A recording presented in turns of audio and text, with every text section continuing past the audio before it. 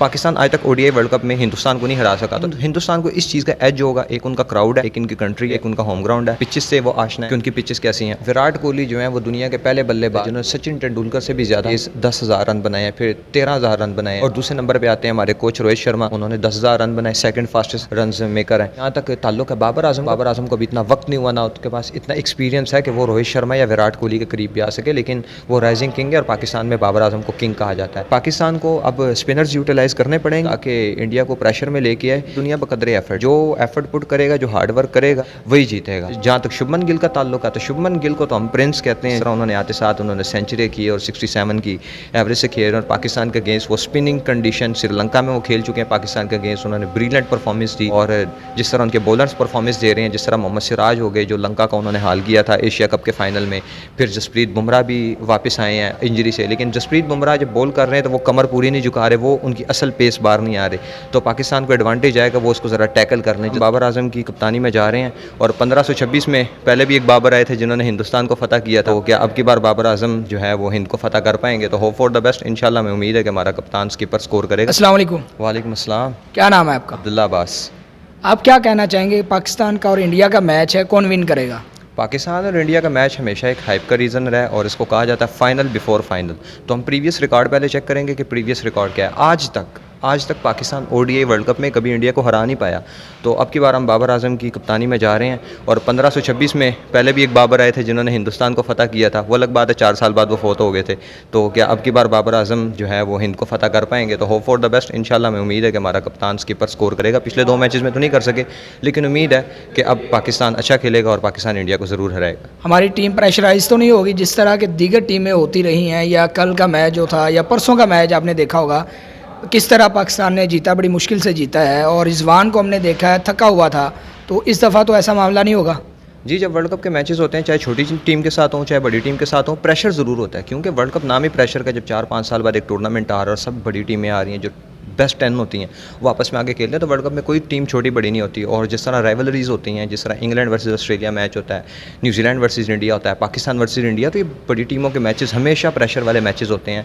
तो हमेशा से प्रेशर रहा है, इंडिया के ऊपर भी प्रेशर रहा है, पाकिस्तान के ऊपर भी प्रेशर रहा है। जिस तरह मैं पहले कह चुका हूँ कि पाकिस्तान आज तक ओडीआई वर्ल्ड कप में हिंदुस्तान को नहीं हरा सका, तो हिंदुस्तान को इस चीज़ का एज होगा, एक उनका क्राउड है, एक इनकी कंट्री है, एक उनका होम ग्राउंड है। अब पिचेस से वो आशना है कि उनकी पिचेस कैसी हैं, और अहमदाबाद की जो पिच है वहाँ पे तो स्कोर बनते ही बनते हैं, और अनफॉर्चुनेटली हमारे मेन बॉलर नसीम शाह वो भी इंजर्ड हो गए हैं, तो पाकिस्तान के ऊपर भी प्रेशर होगा, इंडिया के ऊपर भी प्रेशर होगा, लेकिन मैं ये कहना चाहूँगा कि पाकिस्तान के ऊपर प्रेशर ज़्यादा होगा, क्योंकि ना तो उनका क्राउड है, क्योंकि पाकिस्तानी लोगों को वीज़ा नहीं दिया गया। ये सिर्फ पॉलिटिक्स की नज़र हो गया, जय शाह साहब की मेहरबानी है जो पॉलिटिक्स को ले आए हैं स्पोर्ट्स के अंदर भी, और स्पोर्ट्स को तबाह करके रख दिया है। लेकिन जो इंडियन ऑडियंस है उनसे तो हम बहुत खुश है पाकिस्तानी, जिस तरह उन्होंने बाबर आजम का हमारी टीम का इस्तकबाल किया और सपोर्ट किया श्रीलंका के मैच में भी। तो और जहाँ तक मोहम्मद रिजवान का ताल्लुक है, तो रिजवान हमेशा क्रिटिकल सिचुएशन में पाकिस्तान के लिए खड़े रहे हैं। रिसेंटली अभी श्रीलंका का मैच देख लें, उससे पहले भी परफॉर्मेंसेस देते रहे हैं। तो रिजवान का मैं कहूँगा थके हुए थे, क्योंकि सिमन डोलन से क्वेश्चन किया कि आपको क्रैम्प्स पड़ रहे थे, ये रियल थे या एक्टिंग कर रहे थे, तो वो कहते हैं कभी कभार ये एक्टिंग होती है और कभी कभार क्रैम्प्स पड़ जाते हैं। रिजवान की आदत रही, मैं कहना नहीं चाहता, लेकिन वो TRP लेते हैं। तो मोहम्मद रिजवान जो है वो तो हमारे जिसको कहते हैं ट्रम्प कार्ड है, जिसको हम कहते हैं ताश में यक्का, तो हमने यक्का फेंकना होता है, तो हमेशा रिजवान परफॉर्म करते रहें और इंशाल्लाह फिर वो परफॉर्म करेंगे, और उम्मीद है कि पाकिस्तान की टीम जीतेगी इसे। तो आपका क्या ख्याल है, रोहित शर्मा ने जिस तरह बड़ी तेज़ी से सेंचुरी की थी, इस दफ़ा पाकिस्तान का मुकाबला उससे है, तो क्या वो पाकिस्तान के लिए ख़तरे की घंटी है? रोहित शर्मा शुरू से ख़तरे की घंटी रहे हैं। पिछले वर्ल्ड कप की 19 इनिंग्स में उनकी 8 सेंचुरी हैं, वर्ल्ड रिकॉर्ड आज तक कोई नहीं बना सका। रोहित शर्मा सीरीज़ में तो उनकी कुछ इतनी परफॉर्मेंसेस नहीं रही, लेकिन अब अगर रिसेंटली देखा जाए जिस तरह वर्ल्ड कप में उनकी परफॉर्मेंस है और जो उन्होंने अफगानिस्तान के साथ किया, तो डर का माहौल है इस वक्त, तो बाकी टीमों को भी डरना चाहिए। और वो फिर हमारे बैटिंग कोच भी हैं रोहित शर्मा फ्यूचर, तो हमारे मेन बॉलर भी इंजर्ड है, नसीम शाह नहीं खेल रहे, लेकिन शहीन शाह, हारिस रऊफ़ है जिनको पाकिस्तान में बहुत पजीराई मिलती है, जिनको नंबर 1 बॉलिंग अटैक कहा जाता है। तो रोहित शर्मा को पहले आउट करना होगा, उनका रिकॉर्ड वैसे भी वर्ल्ड कप में हमारे अगेंस्ट कुछ अच्छा है, और फिर विराट कोहली भी हैं, तो रोहित शर्मा ख़तरनाक प्लेयर है। लोग कहते हैं कि गिल इज़ बैक और पाकिस्तान के लिए अब ख़तरे की घंटी है, पाकिस्तान किसी सूरत विन नहीं कर सकता।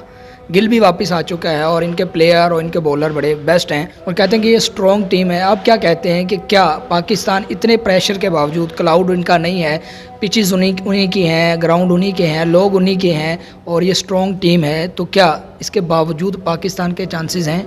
जहाँ तक पिच का ताल्लुक है तो हैदराबाद की पिच जो है वो एक बैटिंग पिच है। पाकिस्तान वहाँ पहले ऑस्ट्रेलिया के साथ भी वार्म अप मैच खेल चुका हुआ है, उसके बाद पाकिस्तान ने उसी स्टेडियम में नीदरलैंड को भी हराया और रिसेंटली हमने वर्ल्ड रिकॉर्ड चेस भी की है श्रीलंका के अगेंस्ट उसी ग्राउंड में उसी पिच के ऊपर। तो हमारे प्लेयर्स को जब आप इंटरनेशनल लेवल पर खेलते हैं आपको अंदाज़ा हो जाता है कि पिच किस किस्म की यहाँ स्कोर हो रहा है या नहीं। बल्कि हमारे न्यू जिन्होंने डेब्यू किया अब्दुल्ला, इनका वर्ल्ड कप का पहला मैच और चेजिंग में उन्होंने 100 कर लिया। तो ये एक अच्छा साइन है कि पाकिस्तान को पिच की समझ आ गई है। और जहाँ तक क्राउड का ताल्लुक है तो क्राउड मुझे बहुत अच्छा लगा कि स्पोर्ट्समैनशिप स्पिरिट है इंडियन क्राउड के अंदर। कुछ लोग हैं जो सियासत की नज़र कर देते हैं स्पोर्ट्स को, लेकिन जो स्पोर्ट्स को स्पोर्ट्स समझते हैं उन्होंने स्पोर्ट्स की कदर की है। उन्होंने बाबर आजम के भी नारे लगाए हैं, पाकिस्तान जिंदाबाद के भी लगाए हैं, जीतेगा भाई जीतेगा पाकिस्तान के नारे भी लगाए हैं। तो हम तो उनसे बहुत खुश हैं और यही एक खेल ही होते हैं जो मुल्कों को आपस में मुत्तहिद करते हैं। ये एक बहुत पॉजिटिव पैगाम पहुँचा है। तो जहाँ तक शुभमन गिल का ताल्लुक है तो शुभमन गिल को तो हम प्रिंस कहते हैं जी। वो जिस तरह उन्होंने आते साथ उन्होंने सेंचुरी की और 67 की एवरेज से खेल और पाकिस्तान के अगेंस्ट वो स्पिनिंग कंडीशन श्रीलंका में वो खेल चुके हैं पाकिस्तान के अगेंस्ट, उन्होंने ब्रिलियंट परफॉर्मेंस दी। और जिस तरह उनके बॉलर्स परफॉर्मेंस दे रहे हैं, जिस तरह मोहम्मद सिराज हो गए जो लंका का उन्होंने हाल किया था एशिया कप के फाइनल में, फिर जसप्रीत बुमराह भी वापस आए हैं इंजरी से। लेकिन जसप्रीत बुमराह जब बॉल कर रहे हैं तो वो कमर पूरी नहीं झुका रहे, वो उनकी असल पेस बाहर नहीं आ रहे। तो पाकिस्तान को एडवांटेज आएगा वो उसको ज़रा टैकल कर लें जसप्रीत बुमराह को। और वर्ल्ड कप में भी कुछ अभी जसप्रीत बुमराह ने अपना वो कमाल नहीं दिखाया। तो ऑस्ट्रेलिया के ख़िलाफ़ उनके 2 विकेट्स हैं और अफगानिस्तान के अगेंस्ट मेरे ख्याल से उनके 4 विकेट हैं। तो जसप्रीत बुमराह भी उस टेम्परामेंट में नहीं है अपने। तो पाकिस्तान को जसप्रीत बुमराह के ऊपर अटैक करना चाहिए, उनके मेन बॉलर हैं, इसकी वजह से इंडिया उल्टा प्रेशर में आ जाएगा। अच्छा, आप ये बताइएगा क्या बाबर आजम कोहली के मुकाबले के हैं या रोहित शर्मा के मुकाबले के हैं, रिजवान इसी तरह, और अब्दुल्ला शफीक जो बड़ा एक ज़बरदस्त उन्होंने परफॉर्म दिखाया था, तो क्या ये उनका मुकाबला कर पाएंगे या इनमें लोग कंपेयर करते हैं दोनों को, क्या ये सही है? जी, जहाँ तक विराट कोहली का और रोहित शर्मा का ताल्लुक है तो विराट कोहली जो है वो दुनिया के पहले बल्लेबाज है जिन्होंने सचिन तेंदुलकर से भी ज़्यादा तेज़ 10,000 रन बनाए हैं, फिर 13,000 रन बनाए हैं। और दूसरे नंबर पे आते हैं हमारे कोच रोहित शर्मा, उन्होंने 10,000 रन बनाए, सेकंड फास्टेस्ट रन मेकर हैं। तो जहाँ तक ताल्लुक है बाबर आजम का तो बाबर आजम को भी इतना वक्त नहीं हुआ ना उसके पास इतना एक्सपीरियंस है कि वो रोहित शर्मा या विराट कोहली के करीब भी आ सके, लेकिन वो राइजिंग किंग है और पाकिस्तान में बाबर आजम को किंग कहा जाता है। तो मैं नहीं चाहता कि रोहित शर्मा या विराट कोहली के साथ कंपैरिजन किया जाए बाबर आजम का, क्योंकि रोहित शर्मा के क्रिस गेल से ज़्यादा सिक्सेस हैं कैरियर में। और वर्ल्ड कप में जिस तरह उनकी सेंचुरी से उनका रिकॉर्ड है, 2019 के वर्ल्ड कप में उन्होंने एक ही वर्ल्ड कप के अंदर 5 सेंचुरियाँ बनाई थी जो एक बहुत ही ह्यूज रिकॉर्ड है। लेकिन 2019 में भी बाबर आजम पाकिस्तान की तरफ से टॉप स्कोरर रहे थे वर्ल्ड कप में, जो आज तक पाकिस्तानी प्लेयर कोई नहीं बना सका। तो बाबर आजम एक अच्छे प्लेयर हैं। और जहाँ तक शुभमन गिल का ताल्लुक है तो शुभमन गिल एक राइजिंग स्टार है, उनको इंडिया में प्रिंस कहा जाता है। और अब्दुल्ला शफीक, हमें भी एक शुभमन गिल मिल गया, अब्दुल्ला शफीक, तो हमारे वो प्रिंस हैं। तो टक्कर का मुकाबला होगा। खैर अभी डेंगू से वापस आ रहे हैं, रिकवरी कर रहे हैं शुभमन गिल, वो खेलते हैं पाकिस्तान के अगेंस्ट। तो इंशाल्लाह मज़ा आएगा। यहाँ से हम अब्दुल्ला शफीक देखेंगे, वहाँ से शुभमन गिल देखेंगे, तो टक्कर का मुकाबला होगा, मज़ा आएगा। तो किसके ज़्यादा चांसेस है? और पूरी ईमानदारी से बताना है, कतई नज़र इसके कि आप पाकिस्तानी हैं या आप किस टीम को ज़्यादा देखते हैं कि यार ये स्ट्रॉन्ग है, मेहनत करने वाली है और ये आगे निकल सकती है? आपको ना क्रिकेट की डायनामिक्स को समझना पड़ता है, कौन सी टीम कैसे खेल रही है। अब जो इंडिया ने अपना इंट्रोडक्शन आके वर्ल्ड कप में करवाया, जिस तरह उन्होंने अफगानिस्तान के बॉलिंग अटैक के ऊपर अटैक कर दिया, आते साथ ही इंडिया खेलता है ऑफेंसिव मूड में, वो आते साथ ही मारने लग जाता है। अब शाहीन शाह अफरीदी जो है वो सिर दर्द बन चुके थे टीमों के लिए कि आते थे पहले ओवर में विकेट चटकाया और चले गए। तो रोहित शर्मा ने उसका इलाज निकाला और उन्होंने अटैक करना शुरू कर दिया शाहीन शाह अफरीदी के ऊपर। तो अब रोहित शर्मा को पता लग गया कि हम इसके ऊपर अटैक करेंगे तो हम इसको टैकल कर लेंगे।